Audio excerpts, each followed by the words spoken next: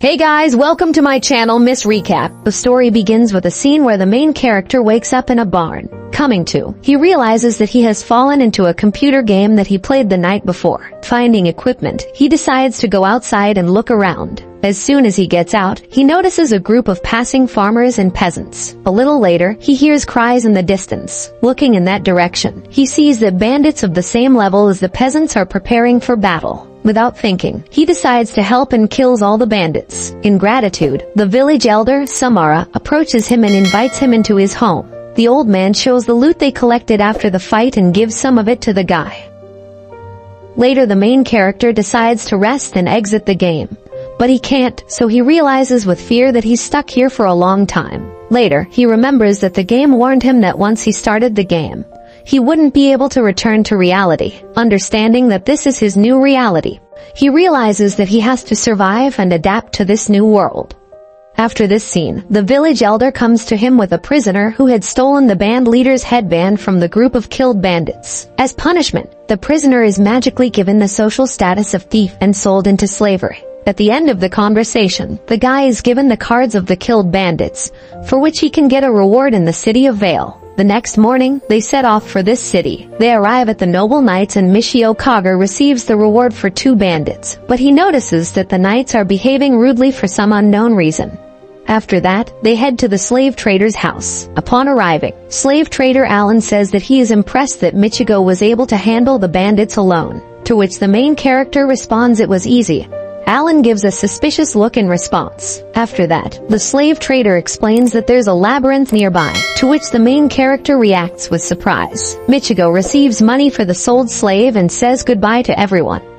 Michigo is left alone with his thoughts of loneliness in this world. At this moment, Alan interrupts him from his thoughts and invites him to talk. He agrees and they walk into Alan's luxurious office. Alan offers him to buy a slave, understanding that the main character is a real adventurer seeker. He tells that his company also sells female slaves. At that moment, the boy starts to fantasize, imagining what he would do with them. In that moment, a girl enters the room with a tray. Michigo turns towards her and looks at her in amazement. He can't believe what is happening and thinks about the girl's beauty. Alan explains to him that this girl is also a slave, and that the protagonist can also buy her. He also says that she is a beast human, a wolf-like creature, smart and docile, and that she would be useful in the labyrinth. Alan hints to the guy that he can do whatever he wants with her, even sexual activities. Michigo is filled with doubts and in the end, he asks for the price. Alan replies that he can give her at a discount for $322,000, including her costume. He replies that he can't afford such a purchase. The man gives the guy 5 days to earn enough money, and they say goodbye. At the end of the first series, the protagonist makes the decision to buy the girl, because he is attracted to her beauty. The second episode begins with the words "this could be our future," explaining to the viewer that the scene shown at this point in the story is not real, perhaps the main character's dreams. Michigo and his slaves leave the portal. Roxanne asks him, "Why did we come here?" He begins to tell him that he was here once long ago before he met Roxanne, that it's just a good memory. Then they go to a farmer's field and spot a little boy who looks like Michigo. The scene from the past lets us know that it is the son of protagonist from an unknown woman. He approaches him and starts a conversation. The little boy says that he is growing up without a father. Michigo pulls a sword from his inventory and gives it to the boy and instructs him to use it wisely. He is excited and runs to his mother. Later we learn that it was a sword once gifted to Roxanne, to which she replies that she didn't mind. The protagonist says goodbye to the place and goes back into the portal. The next scene begins with Michigo sitting at a table and speculating on how to make the remaining 70,000 coins. Then he remembers a conversation with Alan, when he told him about a labyrinth found near the city and that he has 2 options, either to be a bounty hunter or to clear the labyrinth and get money for the artifacts. He also makes it clear that the first option is very dangerous but profitable. In the end, he decides to start with the labyrinth. After purchasing the necessary equipment, he sets off. When approaching the labyrinth, he notices a group of people, among whom there are mages who know how to open portals. He enters the labyrinth. He opens the interface and sees that he possesses some perks, like Thief, obtained earlier by stealing sandals. Using the portal ability, he enters another room, but realizes that the portal only works in one direction. As he walks down the hall, he encounters a plant mob, which he kills with a single swing of his sword and notices the mighty power of his durandal. Not long after, he finds another mob and before he kills it, he demonstrates the suppression ability, which slows the enemy. After the fight, he feels weak and realizes that he spent all his mana while using his abilities. He then goes to sell the loot he obtained. For 21 branches he is given 273 coins. The main character, being upset, realizes that at this rate, he will not earn the necessary amount of money to buy Roxanne and decides to spend the entire next day in the labyrinth.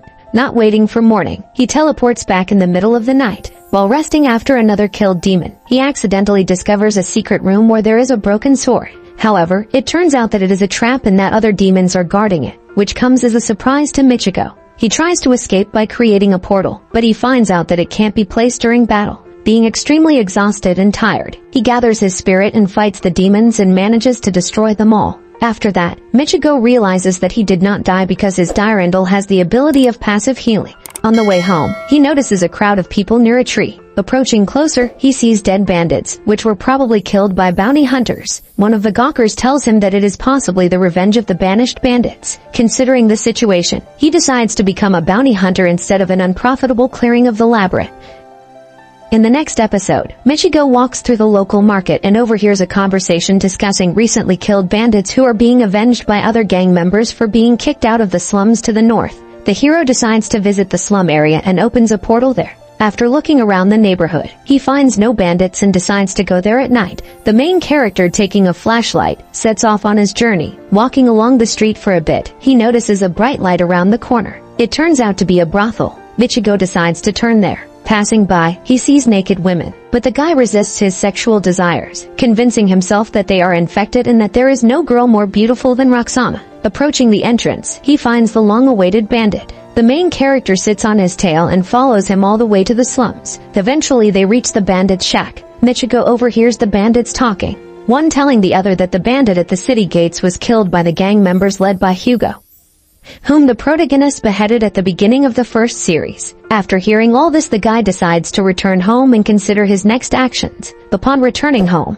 the innkeeper invites Michiko to dine at the establishment. While they sit at the table, the innkeeper tells the main character that there has been a change of leadership in one of the gangs, that the candidates for the throne fought and that the losing bandits were driven out of the city. The bandit who was killed recently was one of those who won. In general, it was presented as if those who were kicked out of town had done it. They wanted to set someone up. In the middle of the night, Michiko decides to set out to the hideout he discovered earlier that evening. When he arrives at the location, he begins a conversation with the bandit standing at the door. He asks him for information in exchange for the bandana of the thief, Hugo. The bandit invites him into the house, but it turns out to be a trap, and he intends to kill him. During the conversation, the main character finds out that the man originally intended to get the bandana. In the end, Michiko easily deals with him and all those who were sleeping in the cabin, cutting off their hands for the reward for their heads. After everything that has happened, Michiko realizes the cruelty of this world, where there are no rights, no justice, no police, and how desperate his situation is. The next day he goes to the Order's headquarters and exchanges the intelligence cards of the murdered bandits for coins. After counting the number of coins, he is glad he has enough money to buy Roxanne.